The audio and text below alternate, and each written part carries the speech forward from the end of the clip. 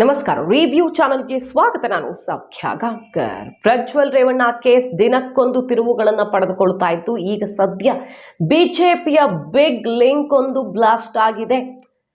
ಎಷ್ಟರ ಮಟ್ಟಿಗೆ ಅಂದ್ರೆ ರಾಜ್ಯ ನಾಯಕರು ಟೆನ್ಷನ್ ಆಗಿ ಮಾಹಿತಿ ಕಲೆ ಹಾಕುವ ಮಟ್ಟಿಗೆ, ರಿಪೋರ್ಟ್ ಕಲೆ ಹಾಕೋದಕ್ಕೆ ಈಗ ಹೈಕಮಾಂಡೇ ಸಂದೇಶ ಕೊಟ್ಟಿದೆ ಅನ್ನೋ ಮಟ್ಟಿಗೆ ಸುದ್ದಿಗಳು ಕೇಳಿಬರ್ತಿವೆ.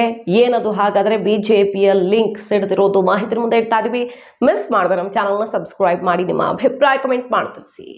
ಎಸ್ ವೀಕ್ಷಕರೇ, ಈಗ ಕಾಂಗ್ರೆಸ್ ಬಿಜೆಪಿಯ ನಡುವೆ ಇದು ರಾಜಕೀಯದ ದೊಡ್ಡ ಅಸ್ತ್ರವಾಗಿದೆಯಲ್ವಾ. ಪ್ರಜ್ವಲ್ ರೇವಣ್ಣ ಕೇಸಲ್ಲಿ ಪೆನ್ ಡ್ರೈವ್ ಬಿಟ್ಟಿದ್ಯಾರು? ಹೆಣ್ಣು ಮಕ್ಕಳ ಮುಖ ಕೂಡ ಬ್ಲರ್ ಮಾಡದೆ, ಯಾವುದೇ ಎಚ್ಚರಿಕೆ ವಹಿಸದೆ ರಾಜಕೀಯ ಕಾರಣಗಳಿಗೆ ಇಂಥ ಕೆಲಸಕ್ಕೆ ಕೈ ಹಾಕಿದ್ಯಾರು ಅನ್ನೋದ್ರ ಸುತ್ತ ಕೆಸರಚಾಟ.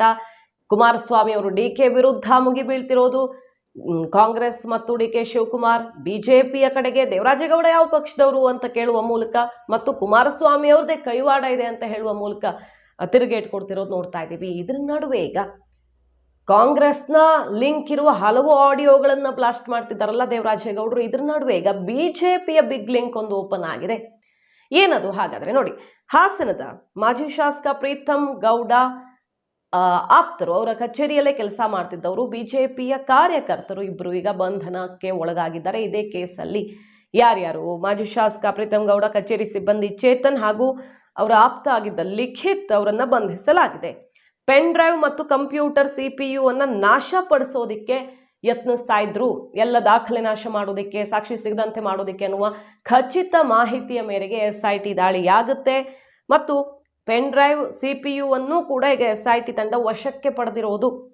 ಈಗ ಸೈಬರ್ ಕ್ರೈಮ್ ಠಾಣೆಯಲ್ಲಿ ದಾಖಲಾಗಿತ್ತಲ್ಲ ಪ್ರಕರಣ, ಅದು SITಗೆ ಬಂದಿದೆ. ಹಾಸನದಲ್ಲಿ ಈ ರೀತಿ ವಿಡಿಯೋ ಬಿಟ್ಟಿದ್ದಾರೆ ಅಂತ ಏನು ಕೇಸ್ ದಾಖಲಾಗಿತ್ತು, ನವೀನು, ಕಾರ್ತಿಕ್ ಇನ್ನಿತರರ ವಿರುದ್ಧ, ಆ ಕೇಸನ್ನು ಕೂಡ SIT ಕೊಡಲಾಗಿದೆ. ಸೊ SIT ಈ ಅಶ್ಲೀಲ ವಿಡಿಯೋ ಹರಿಬಿಟ್ಟಿರೋದ್ರ ಹಿಂದೆ ಯಾರಿದ್ದಾರೆ ಅಂತ ಹುಡುಕಾಟ ಶುರು ಮಾಡಿದ್ದು. ಆ ನವೀನ್ ಇನ್ನಿತರರು ಸಿಕ್ತಿಲ್ಲ, ಯಾವತ್ತಾದ್ರೂ ಬಂಧಿಸಬಹುದು ಅಂತ ಹೇಳಲಾಗ್ತಿರೋದು. ಯಾಕಂದ್ರೆ ಜಾಮೀನು ಅರ್ಜಿ ವಜಾ ಆಗಿದೆ. ಇದ್ರ ನಡುವೆ ಬಿಜೆಪಿಯ ಇಬ್ಬರು ಕಾರ್ಯಕರ್ತರು ಲಾಕ್ ಆಗಿರೋದು ಟೆನ್ಷನ್ ತಂದಿಟ್ಟಿದೆ. ಪ್ರೀತಂ ಗೌಡ ತನ್ನ ಕೈವಾಡ ಇಲ್ವೇ ಇಲ್ಲ ಅಂತ ಹೇಳ್ತಾ ಇದ್ದಾರೆ. ಆರಂಭದಲ್ಲಿ ಪ್ರೀತಂ ಗೌಡ ವಿರುದ್ಧ ಆರೋಪ ಕೇಳಿ ಬಂದಿತ್ತು. ಪ್ರೀತಂ ಗೌಡನೇ ಇದ್ದಾರ, ಮೈತ್ರಿ ಇದ್ರೂ ಕೂಡ ರೇವಣ್ಣ ರಾಜಕೀಯವಾಗಿ ಮುಗಿಸೋದಿಕ್ಕೆ ಇಂಥ ಕೆಲಸ ಮಾಡಿದ್ದಾರೆ ಅನ್ನೋ ಆರೋಪ ಎಲ್ಲ ಕೇಳಿ ಬಂದಿತ್ತು. ಬಟ್ ತಳ್ಳ ಹಾಕೊಂಡು ಬಂದಿದ್ದಾರೆ ಅವ್ರೀಗ. ಈಗ ಅವರ ಆಪ್ತರು ಅಂತ ಹೇಳಲಾಗ್ತಿರುವ ಇಬ್ಬರನ್ನ ಬಂಧಿಸಿರೋದು ಬಿಜೆಪಿಗೆ, ರಾಜ್ಯ ಬಿಜೆಪಿಗೆ ದೊಡ್ಡ ಟೆನ್ಷನ್ ಆಗಿದೆ. ಈ ರೀತಿ ಆಗಿದ್ದಲ್ಲಿ ನಾಳೆ ಮೈತ್ರಿಗೂ ಕೂಡ ಸಮಸ್ಯೆ ಬರಬಹುದು. ಬಿಜೆಪಿನೇ ಈ ಥರ ಮಾಡ್ತಲ್ಲ ಅನ್ನುವ ಕಾರಣಕ್ಕೆ ಒಂದು. ಎರಡನೇದಾಗಿ ವಿಜೇಂದ್ರ ಅವರಿಂದ ಹಿಡಿದು ಬೇರೆ ಬೇರೆ ನಾಯಕರು ಹೈಕಮಾಂಡ್ ಮಟ್ಟದಿಂದನೂ ಇದ್ರ ಬಗ್ಗೆ ಮಾಹಿತಿ ತರಿಸ್ಕೊಂಡು ಏನಾಗಿದೆ ಗ್ರೌಂಡ್ ರಿಪೋರ್ಟ್ ಕೊಡಿ, ಪ್ರೀತಂ ಗೌಡ್ರೆ ನಿಜ ಇದ್ರೆ ಒಪ್ಕೊಳ್ಳಿ ಅನ್ನೋ ಮಟ್ಟಿಗೆ ಮಾಹಿತಿಯನ್ನ ಕಲೆ ಹಾಕಲಾಗ್ತಿದೆ ಅನ್ನೋ ಸುದ್ದಿ ಬರ್ತಾ ಇದೆ. ಅಷ್ಟು ಟೆನ್ಷನ್ ಆಗಿರೋದು.